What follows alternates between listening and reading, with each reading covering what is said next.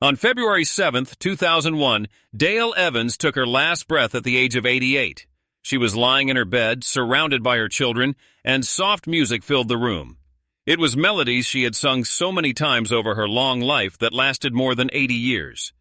Her voice, which used to be strong and full of confidence, was now just a quiet whisper. But her face looked calm and at peace. She was ready to leave a world that had given her huge fame and a lot of love, but also so much sadness that most people could never understand. As her life came to an end, Dale started sharing truths that shocked even her biggest fans. The famous Queen of the West, who everyone saw as cheerful, wholesome, and unbreakable, was not the whole story.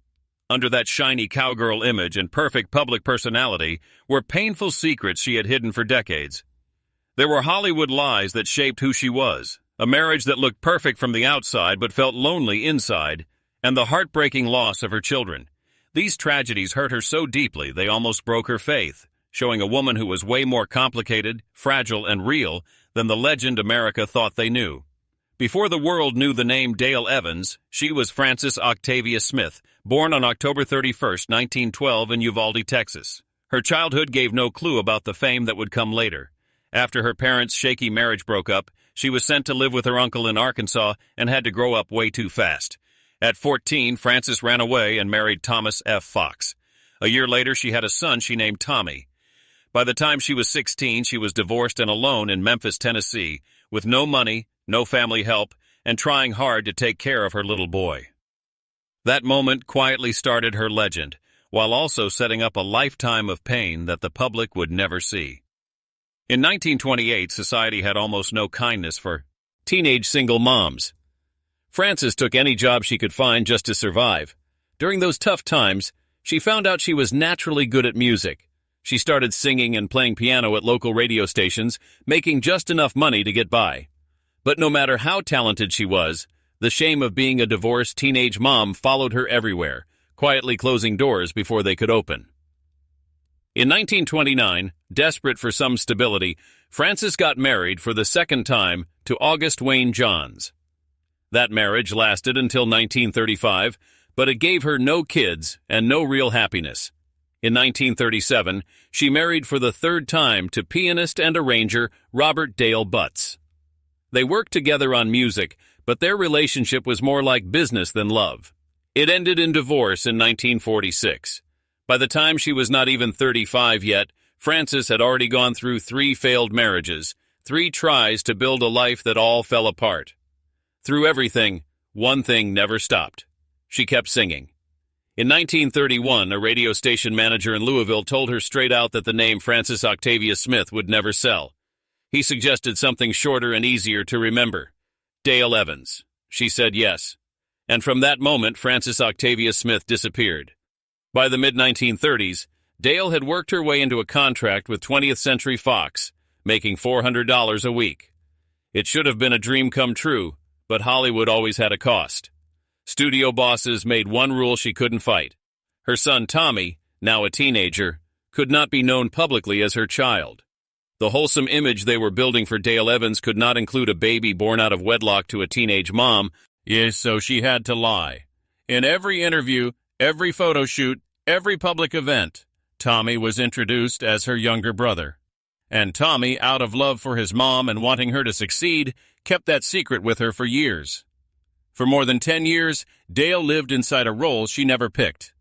She smiled for the cameras, sang on radio shows, and acted like the carefree rising star while pretending in public that her own son didn't exist. The guilt ate at her quietly. Years later, Dale would say that this lie haunted her more than any other mistake she ever made. It was a heavy burden she carried in silence, shaping every relationship after that and leaving scars no fame could hide. In 1944, Dale was cast in The Cowboy and the Senorita opposite singer and actor Roy Rogers. She didn't want the part. Dale had been pushing for musicals, not westerns. She couldn't even ride a horse and had to learn on set, scared she would fall and embarrass herself. But the moment she and Roy appeared on screen together, something real happened. The chemistry was instant. Audiences felt it. Studios noticed it. And behind the scenes, a quiet connection started to grow. At that time, both Dale and Roy were still married, so their relationship never crossed any lines. But in 1945, Dale divorced Robert Dale Butts. A year later, tragedy hit Roy Rogers' life without warning.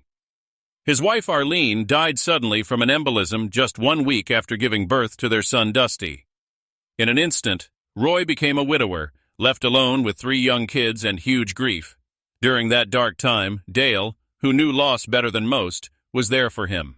She listened, she stayed, and slowly their friendship turned into something deeper.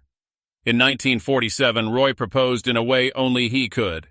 At a rodeo in Chicago, sitting on top of his famous horse Trigger, right before riding into the arena, Roy looked down at Dale and asked her to marry him. Before she could even answer, he told Trigger to go and rode straight into the spotlight, leaving her shocked. On December 31st, 1947, they got married at the Flying L Ranch in Oklahoma while a movie was being filmed. It was Dale's 4th marriage and Roy's 3rd. But unlike the others, this one lasted. More than anything, the marriage finally freed Dale from the lie that had controlled her career. For the first time, she could publicly say Tommy was her son. The studios no longer owned her image. The relief was huge, though the damage was already there. Years of pretending had left deep scars, and the guilt never fully went away. Still together, Roy Rogers and Dale Evans became Hollywood's king and queen of the West. Symbols of wholesomeness built on a much more complicated past than anyone knew. Roy and Dale blended their families with Roy, bringing his 3 kids into the marriage, and Dale finally able to openly claim Tommy as her son. In 1950, they had their only biological child together, a daughter named Robin Elizabeth. Almost right away, they knew something was wrong. Robin was born with Down syndrome and serious health problems, and the happiness of her birth was quickly covered by fear and worry. At that time, doctors usually told parents to put kids with disabilities in institutions, keeping them hidden so they wouldn't be seen as a burden or embarrassment. Hollywood panicked.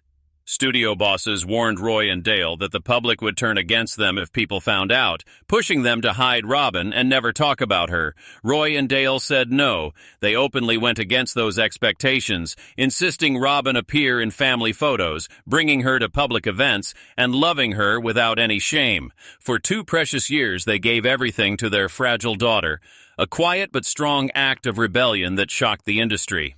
Then tragedy hit again. Just weeks before Robin's 2nd birthday in 1952, she died from complications related to her condition. The loss almost broke Dale. She later said that her faith, always her strongest support, was shaken to its core. She questioned why God would give her a child only to take her away so soon. In time, though, Dale found a way to turn her grief into something meaningful. In 1953, she published a book called Angel Unaware, written as if it was Robin's message from heaven. Every dollar from the book went to the National Association for Children. The book shocked Hollywood, where talking about disability was still taboo. Across the country, though, it touched millions of parents who had lived in silence and shame. Families who had been told to hide their kids finally felt seen. Parents started bringing their children with Down syndrome to Roy and Dale's rodeos, thanking them for giving them courage and hope. In Oklahoma, the County Council for Mentally Challenged Children even named their center after Dale. Robin's short life helped change how America saw children with disabilities, and Dale used her fame to help make that change happen. But loss didn't stop with Robin. Over the years, Roy and Dale kept growing their family through adoption, creating a home that was full of love, noise, and deep complications. They welcomed Mimi from Scotland, though legal issues stopped a formal adoption. They adopted Dodie, a 7-month-old Native American baby, a heritage Roy felt connected to because of his own roots. Sandy and Debbie soon joined the family too, filling their home with laughter, noise, and constant activity. Then in 1964, tragedy struck again. 12-year-old Debbie was killed in a terrible church bus accident. The loss was sudden, senseless, and heartbreaking. Dale later called it one of the darkest moments of her life, reopening the wounds from Rob. In's death that had never fully healed. In her grief, Dale turned to writing, pouring her pain into a book called Dearest Debbie. In a desperate try to survive the hurt, the family left their ranch in Chatsworth, a place heavy with memories they couldn't face anymore, and moved to Apple Valley, California, hoping distance would help. It didn't. Grief followed them. Then, in 1965, tragedy hit once more when their adopted son Sandy was killed in an accident while serving in the peacetime U.S. Army in Germany. Once again, Dale used writing to get through the loss, putting her sorrow into a book called Salute to Sandy, mourning yet another child taken too soon. Ironically, it was during the 1950s and 1960s that Roy Rogers and Dale Evans reached the top of their fame. The Roy Rogers Show ran from 1951 to 1957, making them household names all over America. At the end of every episode, they sang Happy Trails, a song Dale wrote that became a classic American song. They headlined rodeos, made movies, recorded albums, and appeared on tons of magazine covers. To the public, they were the perfect king and queen of the West, symbols of faith, adventure, and wholesome family values, while privately carrying a heavy load of grief that few could imagine. Behind the spotlight, the truth of Roy and Dale's marriage was way more complicated than the public ever knew. Roy was a strict disciplinarian, especially with the kids, and Dale often felt stuck between being a wife and her motherly instincts. When Roy was away filming or touring, which he did a lot, Dale felt deep loneliness. Years later, she admitted there were long periods of loneliness that no amount of applause could fill. Their marriage lasted, but it was never the fairy tale it looked like. It was held together by endurance, unspoken tensions, and the tiring job of keeping up a public image that didn't match their real life. Our time. Dale became more open about her faith and political views. In 1964, she spoke at a Project Prayer rally at the Shrine Auditorium in Los Angeles, calling for mandatory prayer to come back to public schools and saying America needed to stand up and be counted. She openly supported conservative causes, campaigned for presidential candidate Barry Goldwater, and appeared at Billy Graham crusades all over the country. For Dale, her faith was part of everything she did. She wrote 28 inspirational books, composed more than 200 songs, and used every stage she had to promote Christianity. Critics said she was too political, too preachy. Dale didn't care. Faith was the heart of who she was, and she refused to water it down for approval. By the 1990s, Roy and Dale were no longer making new films or TV shows, but they stayed beloved cultural icons. They appeared on nostalgia shows, introduced classic movies, and shared stories from Hollywood's golden age. In 1996, Dale even hosted her own religious TV program, A Date with Dale, on the Trinity Broadcast Network. But time kept moving. Roy's health slowly got worse, and on July 6, 1998, he passed away at the age of 86.